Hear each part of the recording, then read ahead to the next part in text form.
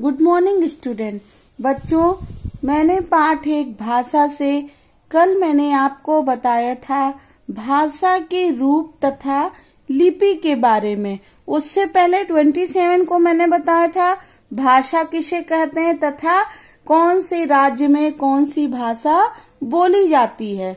और मैंने पाठ 1 से आपको 4 प्रश्न तथा अभ्यास कार्य कराया है। आज हम बच्चों व्याकरण के बारे में आपसे बात करेंगे तथा प्रश्न और अभ्यास कार्य कराएंगे।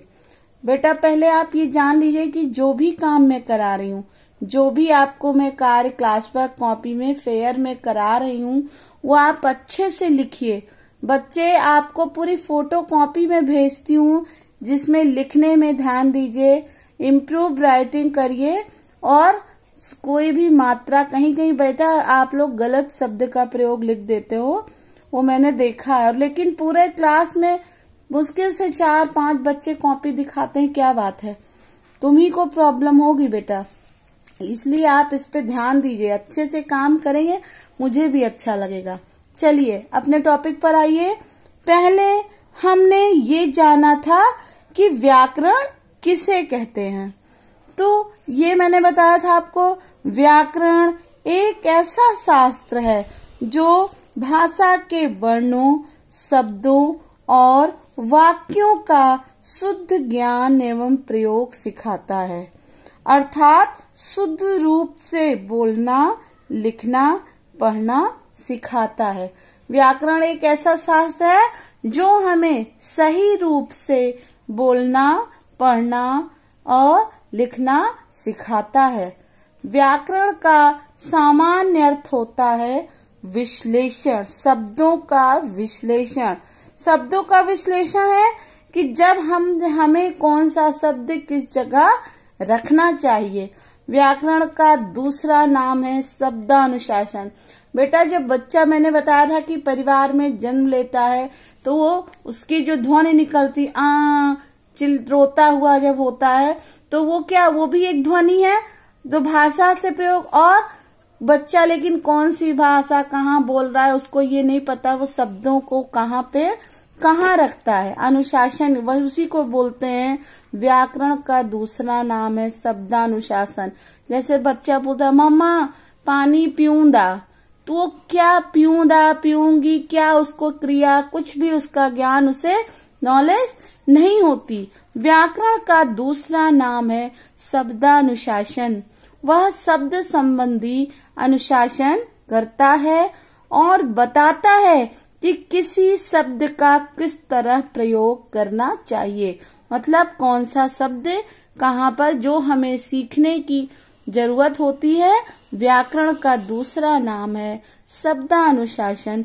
वह बताता है कि शब्द संबंधी अनुशासन करता है कि हम कहाँ पर सही हैं और कहाँ गलत है।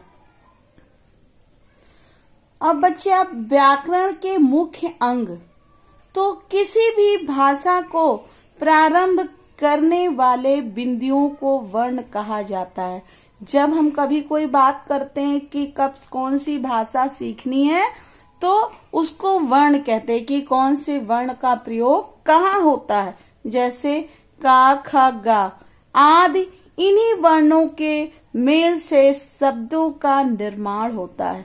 जब कभी हम कोई भी, जैसे काला मा, खाना, ये क्या है हमारा, इससे हमें शब्दों का निर्माण होता है तथा शब्दों के सार्थक मेल से वाक्यों का निर्माण होता है। जब हम पहले वर्ण था, फिर शब्द था, फिर शब्दों के सार्थक मेल से वाक्यों का निर्माण होता है।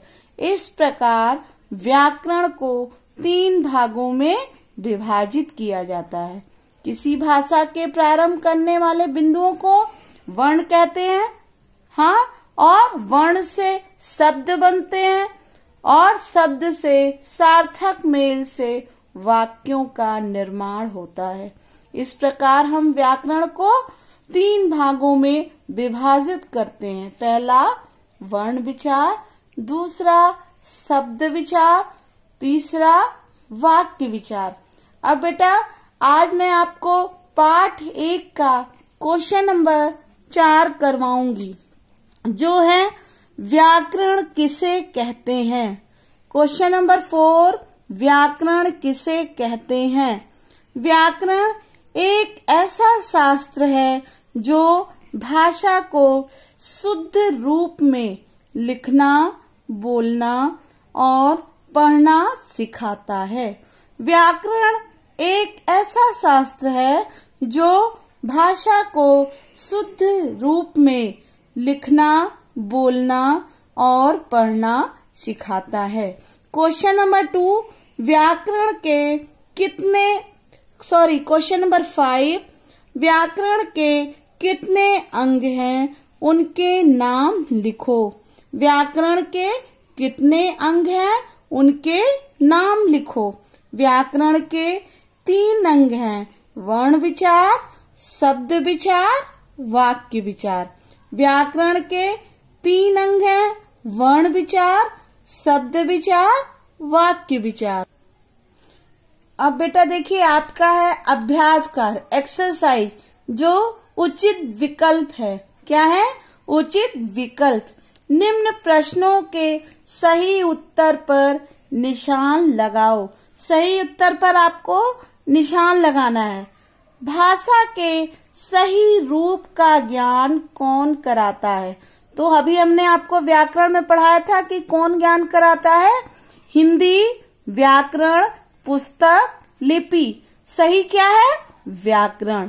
तो आपको ये लिखना है, सही आंसर यहाँ पर टिक करना है, और सब आपके गलत आंसर हैं। और ख, लिपि किसे कहते हैं? कल मैंने आपको पढ़ाया था कि लिखित भाषा के निर्धारित चिन्हों को कहते हैं। लिखित भाषा के निर्धारित चिन्हों को कहते हैं।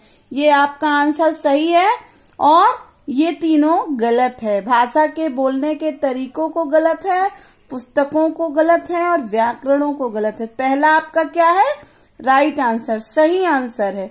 गा, संस्कृत व मराठी भाषा की लिपि कौन सी है? संस्कृत व मराठी भाषा की लिपि कौन सी है? तो आपको मैंने बताया था रोमन, गुरुमुखी, देवनागरी, फारसी।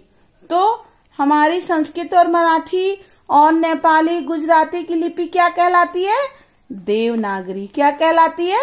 देवनागरी। गुरुमुखी हमारी पंजाबी भाषा की लिपि है, रोमन अंग्रेजी की और फारसी उर्दू की। तो क्वेश्चन में आपसे क्या पूछा है? संस्कृत और मराठी भाषा की लिपि कौन सी है? तो कौन सी होगी हमारी? देवनागरी। अंतरराष्ट्रीय भाषा कौन सी है? इसको मैंने आपको बताया था, अंतरराष्ट्रीय भाषा को विदेशी भाषा भी कहते हैं। तो हिंदी नहीं होगी, फ्रेंच नहीं होगी, क्या होगी? अंग्रेजी, जिसकी लिपि है रोमन। अंग्रेजी हमारी कौन सी भाषा है? अंतरराष्ट्रीय भाषा। अब आज का होमवर्क है, लिखाए गए प्रश्न को याद करो। जो भी आपको मैंने प्रश्न लिखाया है वो सब हमें याद करना है।